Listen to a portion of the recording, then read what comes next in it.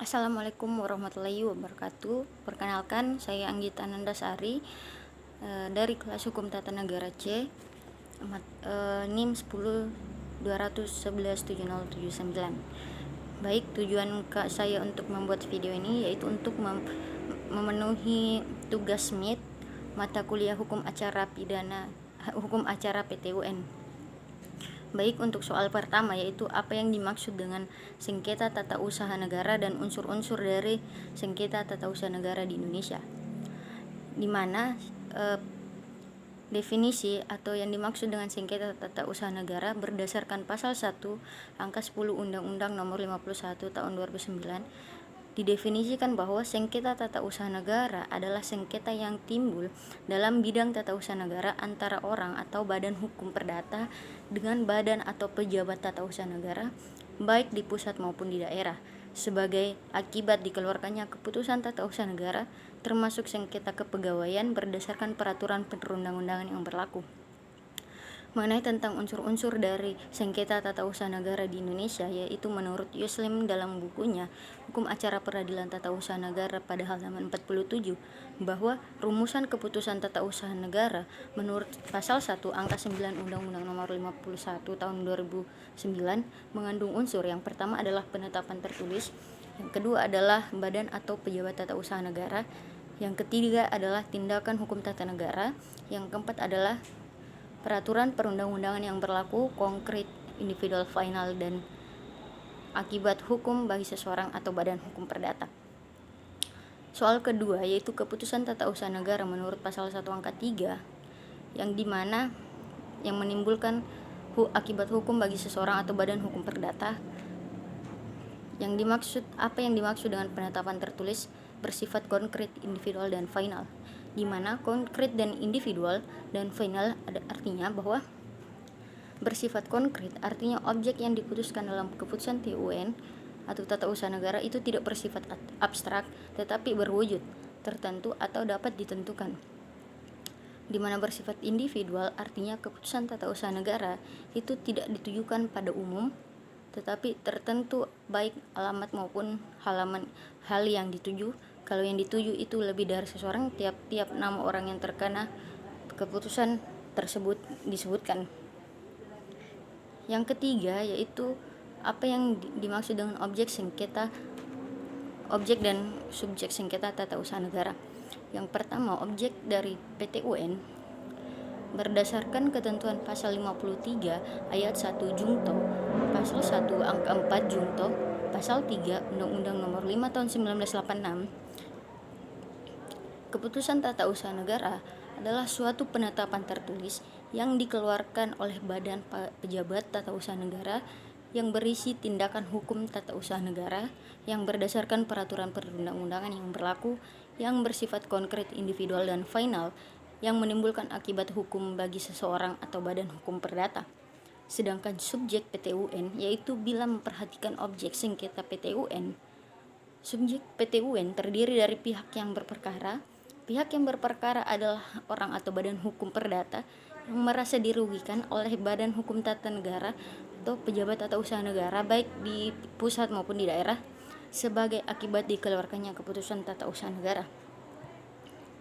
Soal ketiga yaitu apa yang dimaksud dengan kompetensi absolut dan kompetensi relatif dalam peradilan tata usaha negara.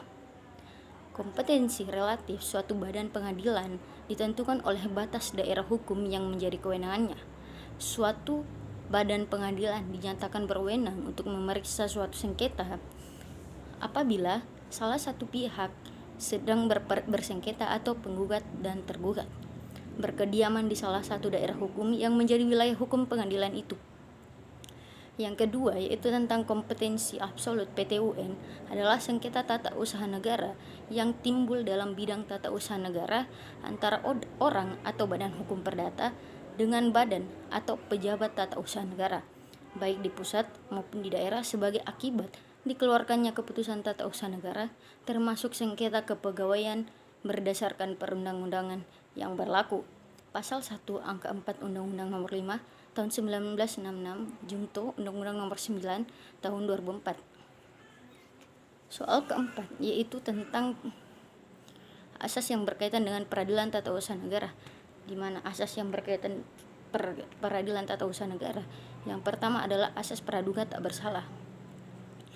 Menurut Rozali Abdullah pada halaman 6 bahwa peradilan tata usaha negara juga diberlakukan asas praduga tak bersalah atau presumption of innocence, seperti yang kita kenal dalam hukum acara pidana, di mana seorang pejabat tata usaha negara tetap dianggap tidak bersalah di dalam membuat suatu keputusan tata usaha negara sebelum ada putusan hakim yang telah mempunyai kekuatan hukum tetap yang menyatakan ia salah dalam perbuatan keputusan tata usaha negara, atau dengan kata lain, suatu keputusan tata usaha negara tetap dianggap sah atau tidak melawan hukum sebelum adanya keputusan tata usaha negara yang mempunyai kekuatan hukum yang tetap yang menyatakan keputusan tersebut tidak sah atau melawan hukum.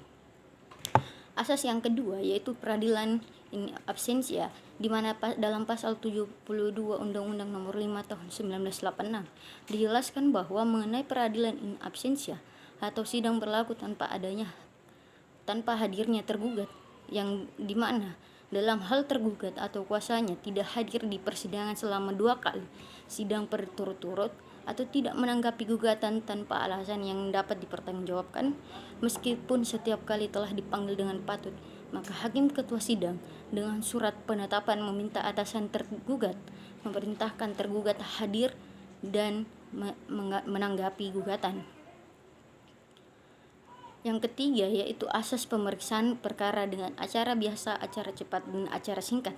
Sebagaimana pernah dijelaskan bahwa acara biasa, acara cepat, dan acara singkat pada PT UN, hukum acara formal yaitu berupa langkah-langkah atau tahapan terbagi atas acara biasa, di mana dalam pemeriksaan sengketa TUN dengan acara biasa, tahapan penanganan sengketa adalah prosedur dismissal, di mana pemeriksaan administratif untuk menetapkan apakah suatu gugatan dapat diterima atau tidak dapat diterima. Yang kedua adalah acara cepat, di mana pemeriksaan dengan acara cepat dilakukan apabila terdapat kepentingan penggugat yang cukup mendesak yang harus dapat disimpulkan dan alasan-alasan pemohonnya. Yang ketiga yaitu acara singkat, di mana pemeriksaan dengan acara singkat dilakukan terhadap perlawanan. Soal kelima yaitu mengenai tentang perbedaan dan persamaan peradilan tata usaha negara dan peradilan perdata. Perbedaan yang pertama, dalam hukum acara PT UN yang dibuat oleh badan atau pejabat tata usaha negara, sedangkan dalam hukum acara perdata yang digugat adalah badan hukum atau perseorangan. Yang kedua, dalam hukum acara PT UN tidak ada gugatan rekonvensi atau gugatan balik, sedangkan dalam hukum acara perdata terdapat adanya gugatan rekonvensi. Mengenai tentang persamaan, yang pertama adalah pengajuan gugatan menurut hukum acara PT UN diatur dalam pasal 54 Undang-Undang PT UN, di mana hukum acara perdata diatur di dalam pasal 118 HIR. Berdasarkan itu bahwa gugatan sama-sama diajukan ke pengadilan yang daerah hukumnya meliputi tempat tinggal tergugat. Soal keenam yaitu tentang peraturan yang terkait dengan Undang-Undang Peradilan Tata Usaha Negara. Yang pertama, Undang-Undang Nomor 5 Tahun 1986 tentang Peradilan Tata Usaha Negara. Yang kedua adalah Undang-Undang Nomor 9 Tahun 2004 tentang perubahan atas Undang-Undang Nomor 5 Tahun 1906 tentang Peradilan Tata Usaha Negara.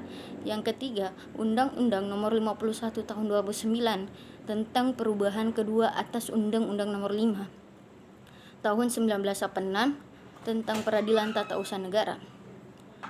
Soal ke-9 yaitu di mana dilakukan gugatan ketika seseorang telah melakukan banding administratif.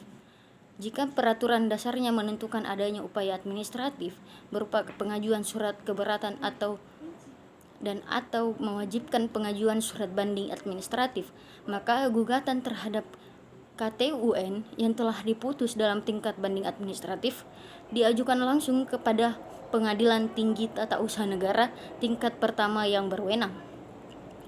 Yang ke-10 yaitu mengenai tentang andi yang keberatan dengan dikeluarkannya keputusan tersebut. Untuk hal ini kita dapat melakukan alur penyelesaian sengketa tata usaha negara, di mana yang pertama adalah mengenai tentang upaya administratif, di mana upaya administratif adalah suatu prosedur yang dapat ditempuh oleh seorang atau badan hukum perdata apabila ia tidak puas terhadap suatu keputusan tata usaha negara, di mana prosedur tersebut dilaksanakan di lingkungan pemerintahan sendiri dari atas atau dua bentuk. Yang pertama adalah keberatan, di mana Andi dapat mengajukan gugatan keberatan, yaitu penyelesaian sengketa tata usaha negara yang dilakukan sendiri oleh badan pejabat tata usaha negara yang mengeluarkan keputusan tata usaha negara. Yang ke-11 yaitu wali kota telah mensahkan peraturan perundang-undangan, di mana Andi keberatan dengan dikeluarkannya peraturan tersebut.